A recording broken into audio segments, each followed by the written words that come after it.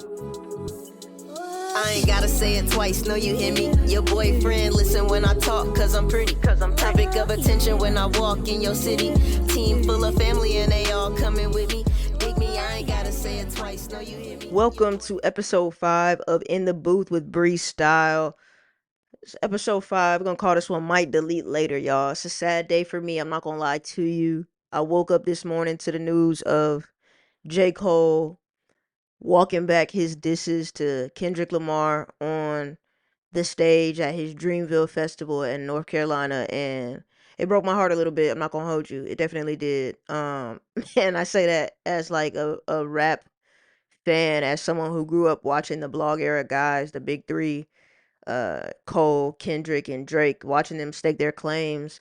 It was a really, really huge part of my childhood, my adolescence, and my early adulthood, and even now, watching them enter their prime. So it's crazy, man. I really think we all gravitated to one of those guys a little bit more than the others, and Cole was mine. Like, I was on J. Cole early. I was literally going around my high school telling people, "Yo, y'all have got to check out this dude. He's from North Carolina, but he's in New York, and he's one of the best rappers I've ever seen in my life." Like, I remember having those conversations early, and so as a fan of hip hop, man, it feels crazy to see him take this stance. Like, it definitely feels crazy, and a lot of it I understand. Like, as a rapper, as someone who doesn't necessarily beef often, you know what I'm saying, I've had relationships end, et cetera, but I've never considered myself to be walking around with a grudge toward anybody. So Cole kind of seems like he carries himself the same way. And so I understand exactly what he's saying, but I don't even know if my perspective on this would have changed if I wasn't a rapper. But now that I am, is definitely very, very interesting. And so, what I wanted to do with this episode was to really break it down from three different perspectives on how I feel about it. Because, I mean, that's part of just who I am. I'm cerebral. I like to, take things apart and see why I might feel this way. And ultimately change my behavior moving forward. But I wanted to look at it from three ways. I wanted to look at it from the perspective of a fan of hip hop. I wanted to look at it from the point of view of a rapper. And I also wanted to just take a step back and take a look at it on a human perspective, because I think a lot of the conversation surrounding this is his soul and his spirit and his heart and where he's been at and who he's represented his entire career. So the first thing I'm gonna do is address it from a hip hop perspective, because that's why we're all here, right? I'm a fan of J. Cole. I stood in line. I got my dollar signed by J. Cole because I'm a fan of what he can do on the mic. Like, that's first and foremost. We fell in love with him because we were fans. Um, and I think that's something that people have to think about in regards of the music. I know for me, being a rapper now, I had someone shout out to Hilda's Mood. I had her actually tell me, like, it's gonna be different on this journey. Like, we connected, and she was telling me this. She connected with me because she was a fan first and foremost. Like, she heard one of my songs and said, "Hey, this is dope. I'm gonna follow you. I'm gonna tag along." It's not because we had some prior relationship. It's not because, you know what I'm saying, we know the same people, etc., etc. She's rocking with me literally because she liked my music first and foremost, and that's what brought me to J. Cole. I feel like that's what a lot of us, uh, how a lot of us ended up at J. Cole, because he wasn't fluff. You know what I'm saying? He wasn't entertainment, so to speak. He was rapping his ass off, and we really appreciated that. And so, with that being said, I think as a fan of hip hop, this moment is a little different from the average consumer, right? I think hip hop is sport. I think to a lot of us, first and foremost, I think hip hop is very much so predicated on "I believe I'm the best." And if you don't believe you're the best, there's really no reason for you to be rapping, because what are you really rapping about? I mean, okay, of course you got the money, cars, clothes, hoes, but other than that, it's generally, "Hey, I'm a better rapper than you. Like, when it's time to step into this booth, this is what I do. Nobody's saying that they're better than me at that." Like, that's part of the territory. And if, like I said, if you consider yourself a rapper or you want to be a rapper, I don't understand how you would start unless you feel that way about yourself. I think a lot of rappers would agree with me when I say that. So for Cole, I think it's interesting. As a hip hop fan, I think this would be the first chance that we had to see a battle, we'll call it. I don't want to say beef, because obviously these two guys love and care and respect each other a great deal. so I can't really call it a beef. But we had a chance to see a real back and forth predicated solely on your ability to rap. And I don't know if we've seen something like that in hip hop before. I think all of the back and forths that we've had have been over real beef and real personal issues um that people have with each other, and they just so happen to take it to the booth, which is, that's the hip hop thing to do. But with this one, I think hip hop missed out on an opportunity. I really do think we missed out on an opportunity because people will count things like Diggy Simmons and No Name as part of J. Cole's beef history. I don't count either of those. I think the circumstances were circumstantial, really. I don't know how else to put it. I think the No Name back and forth was during a COVID time when people were trying to figure out how to express themselves. And Cole, being the rapper that he is, hopped in the booth and responded. So I respect that. I don't think it was a diss. I don't think it was a jab. So people using that in this discourse here for him with Kendrick, I think is lame. I think it's unfair. Um, but also we haven't really seen him go toe to toe with someone of his caliber. And I think we wanted to see him put in a position to prove himself in that aspect. He's been rapping better than anybody for the past 2 or 3 years, like outright. We've seen it. How many times is Cole gonna have verse of the year? Like, it's been ridiculous. But to engage with another high caliber rapper, we haven't seen him really in that space, and so I think we missed out on an opportunity there. Or at least I feel like I do, as a fan of hip hop, as a fan of J. Cole. I wanted to see him have to put his boxing gloves on and get in the ring. You know what I'm saying? And he even talked about, you know what I'm saying, those types of situations where he hopped on first person shooter with Drake and he wanted to take his head off. Like, I want to prove that, hey, I'm the best rapping. I'm the best at it. Like, it's no conversation, it's no competition. That's what rappers do. And so he even talked about, Drake wanting his lick back. Like, he acknowledged that, hey, I killed Drake on that record, and Drake is he used the word, quote unquote, cut from that same cloth. Like, that rapper upper echelon, that, hey, we do this when it's time to do battle. This is what we do. And so to hear him now kind of backtrack is definitely interesting. So that's from the hip hop fan perspective. I think we missed out on a moment. I think it does a little bit to Cole's legacy. Now I want to address it really as a rapper. And I think that's a different perspective because it's easy to sit back and consume. And while I haven't myself participated in a rap beef or a rap battle, I know that that's something that comes along with the territory, and that's something that I need to prepare myself for should the event ever rise. One, because that's a major way to gain fans. Like, that's hip hop is competitive. It's a sport. It's literally you testing your athletic ability against the next person as far as putting your pen in your hand. And so as a rapper, I do see it differently. Um, Rappers have apologized for diss records before. So it's not unprecedented. It's more so the circumstances around it. Like,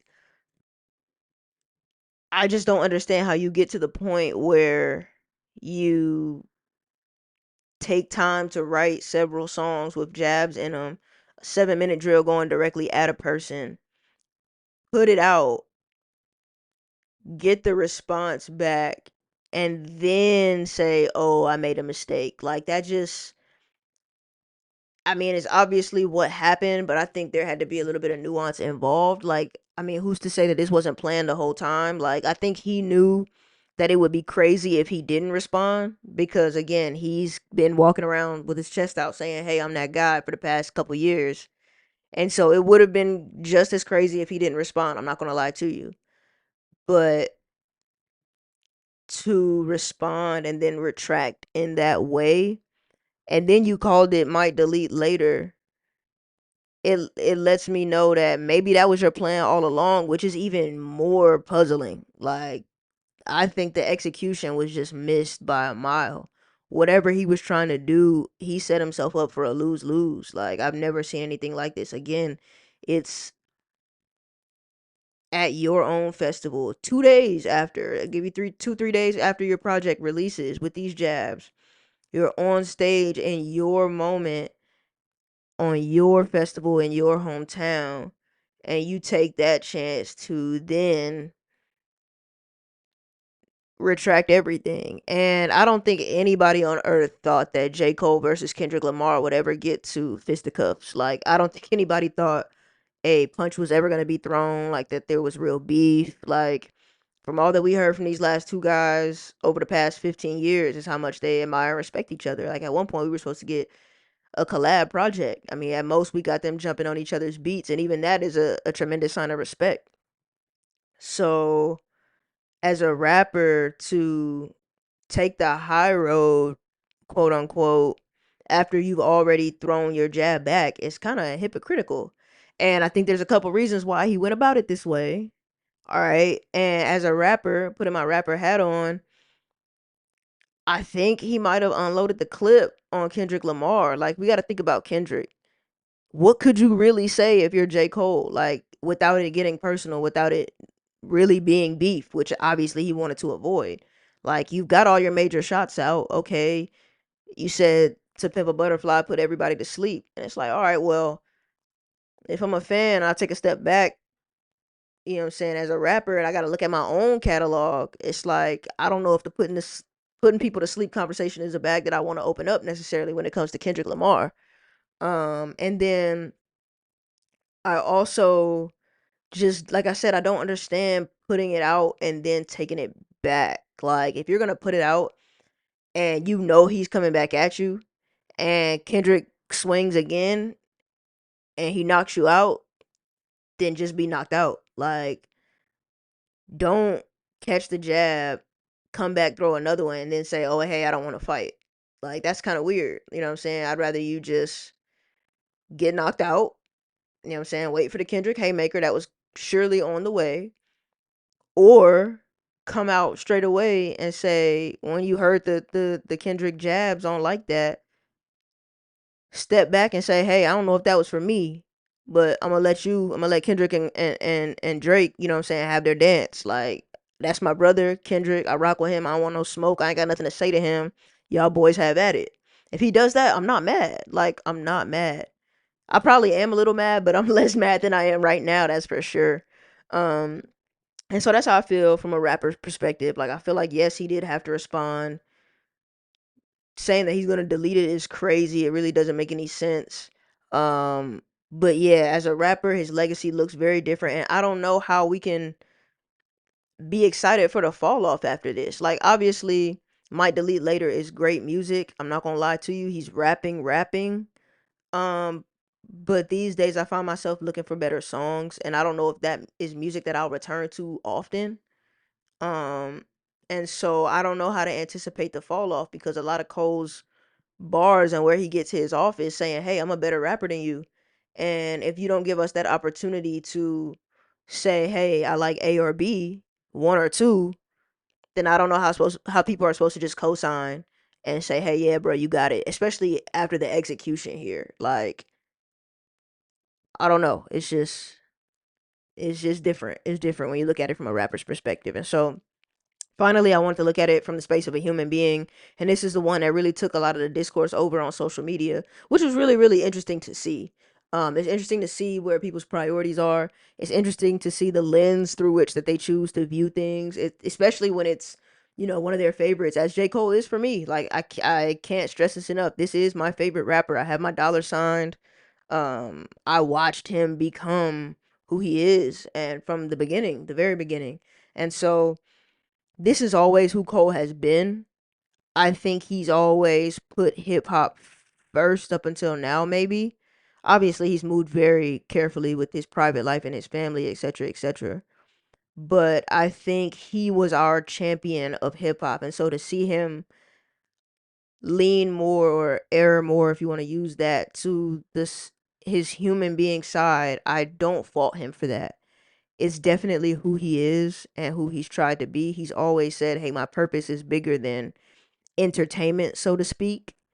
Um, and I can, from a rapper's perspective also, and a human perspective, see how it's hard to beef with somebody that you really love and care about. Like, when I'm going back and forth with you as far as bars, it's really, I'm trying to get at your soul. I'm trying to get in deep. You know what I mean? And it's hard to do that when you care about the person without it getting personal, without it getting to a level that you didn't want it to reach. So I definitely understand why he did that, and I respect it. I also think for me as a human being, it presents certain questions. As far as being an entertainer, which is what you sign up to do when you rap, you sign up to be an entertainer, whether people realize that or not. It's hard to jump back and forth between, hey, this is entertainment, and hey, this is my real life. And that for him, I do understand. I just think it could have been handled much better so as to not, for lack of a better way to phrase it, tarnish his legacy. Because, I mean, you'll have people right now who say, hey, bro, I don't ever want to hear that I'm the best ever from you ever again. And I don't fault them. Like, as consumers, that's their human being perspective. Like, I want braggadocio for my rappers. Um, but I think everybody understands, and everybody's been in a situation where they say, hey, this relationship is more important than anything. I'm not willing to jeopardize it. Even if I may have done that in the past, I won't continue to do it any longer.